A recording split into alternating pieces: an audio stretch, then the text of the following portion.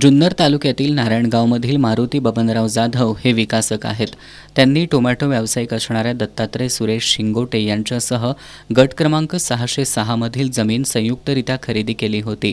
विकास प्रकल्प पूर्ण करताना शिंगोटे यांना एक सदनिका देण्यात आल्यानंतर त्या मालमत्तेशी त्यांचा कोणताही संबंध उरलेला नव्हता. असं असताना संशयित आरोपी दत्तात्रय शिंगोटे आणि पत्नी पूनम शिंगोटे यांनी संबंधित मालमत्ता आणि इतर मालमत्तेसह बेकायदेशीररित्या डोंबिवली नागरी सहकारी बँक लिमिटेडकडे गहाण ठेवत तब्बल 2,50,00,000चं मॉर्गेज कर्ज घेतल्याचा गंभीर आरोप फिर्यादी जाधव यांनी केलाय.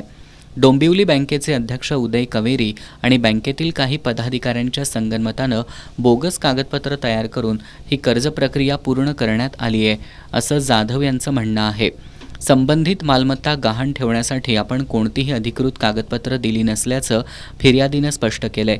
या प्रकरणी बँकेचे अध्यक्ष, संचालक आणि संबंधित शाखेतील पदाधिकारी अशा एकूण 15 जणांविरोधात राजारामपुरी पोलीस ठाण्यात गुन्हा दाखल करण्यात आलाय. कोट्यवधींच्या या कथित घोटाळ्यामुळे सहकारी बँकांच्या कर्ज मंजुरी प्रक्रियेवर गंभीर प्रश्नचिन्ह निर्माण झालंय. अधिक तपास राजारामपुरी पोलीस करतायत.